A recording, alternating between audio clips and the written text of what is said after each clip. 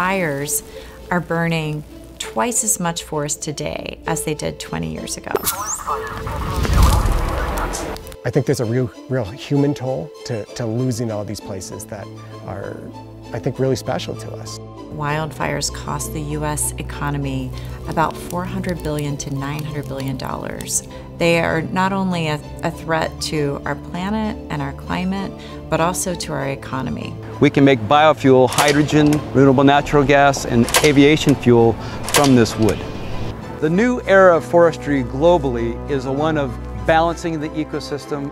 My vision for the future is to look to the very far past.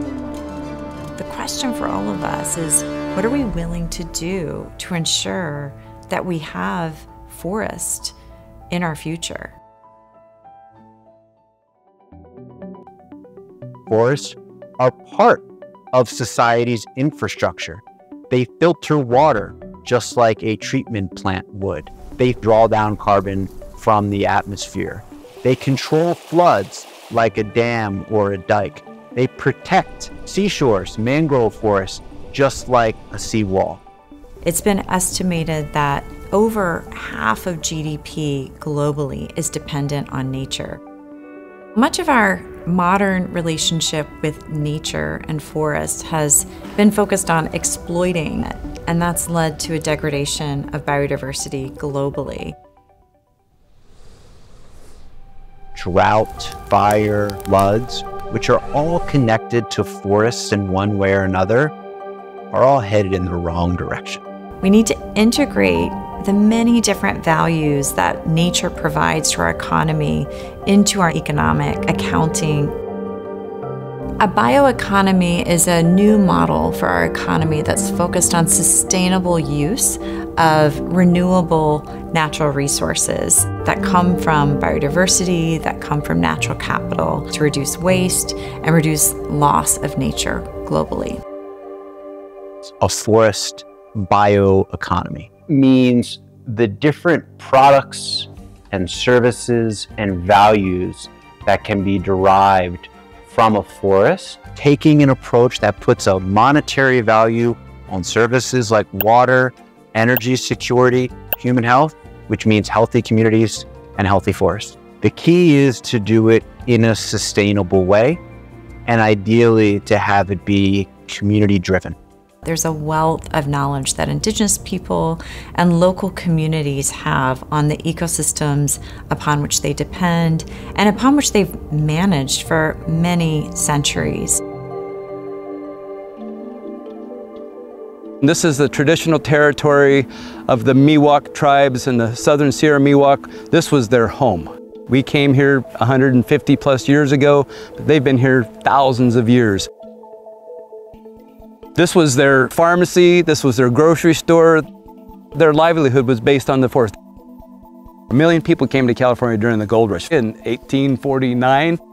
So all of a sudden, these forests changed in dynamic. They just saw the timber basically to extract. But that extraction model didn't really have all the science and understanding that this is an ecosystem. Fast forward 100 years, and we have a totally different forest that's really ready to burn. These huge overgrown forests in California that have ladder fuels, tons and tons of extra biomass that are burning more intensely and more severely, which never happened when the Native Americans were here.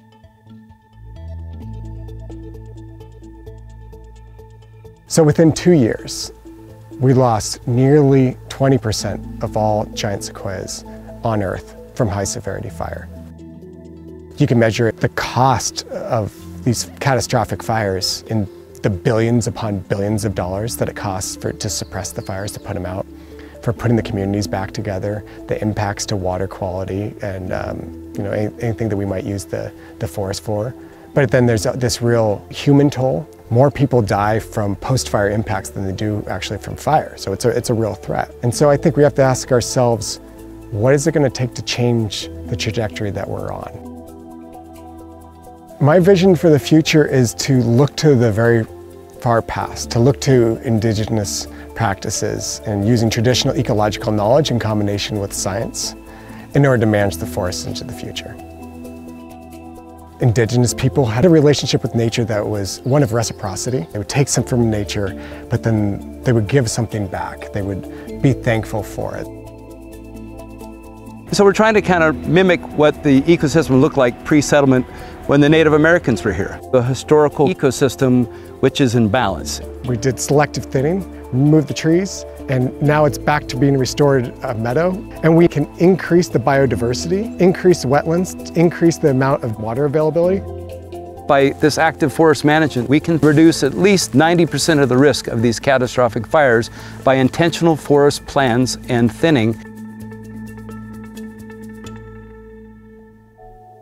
I was in research trying to find solutions for how to thin the forest and how to use the waste biomass. And I really began to see that there's an opportunity here to use this technology to bring change, to take all this waste wood and create economic value. We're a biofuels company that uses waste wood biomass and converts it into zero-emission, carbon-negative biofuels. And we can maximize hydrogen production through our biochemical process. We could replace 3 to 4 billion gallons of diesel per year, which is probably 60 to 70% of the diesel demand just from our wood waste in California, which would be a huge benefit for our carbon goals and our global climate change initiatives. So it's really a perfect circular economy that the bioeconomy really is the center of everything. This forest can become a hub of an ecosystem, as it were, to be able to use these resources sustainably with a circular economy philosophy.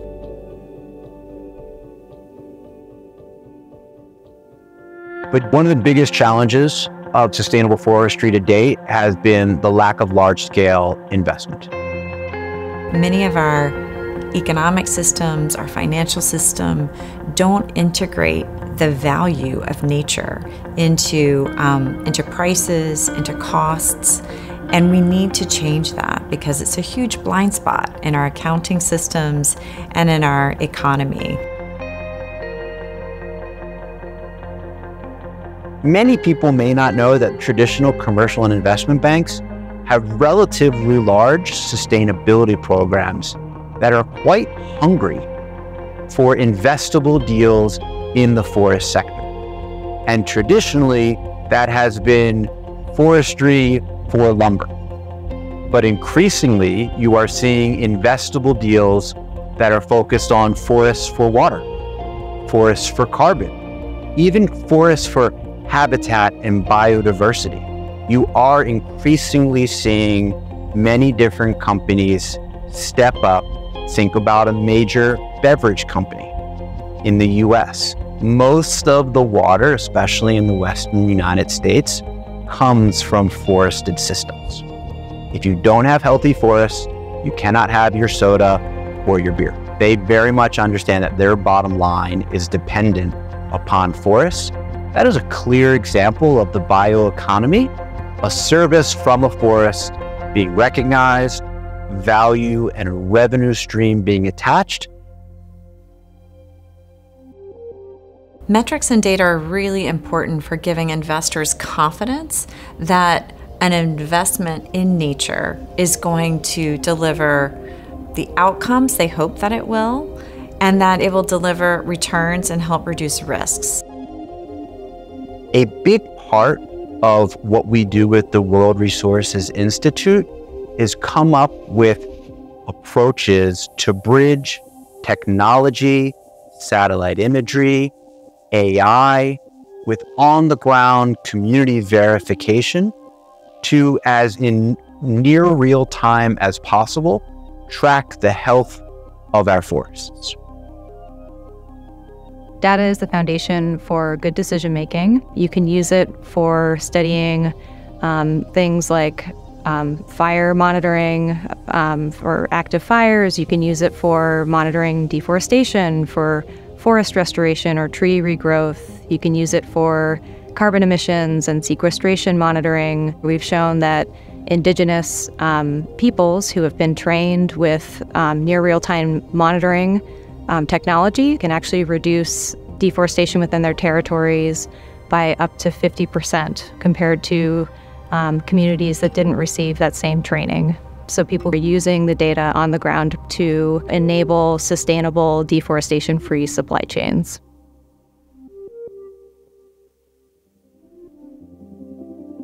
Forest management is really figuring out how to gain the balance. Ecosystems are dynamic, they're changing. There's no one plan that fits all forests. There's no one country that has one management plan that we can take and put into another forest in a different country. So that has to be really intentional. The bioeconomy looks very different if you're in Indonesia versus Brazil versus California.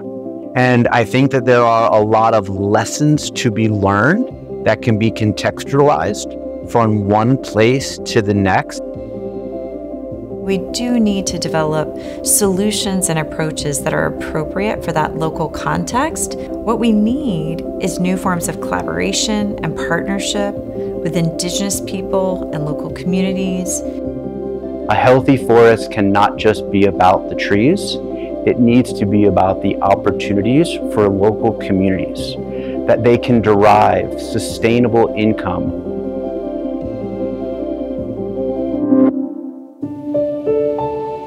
Forest and nature require long-term thinking to truly realize the benefits for society.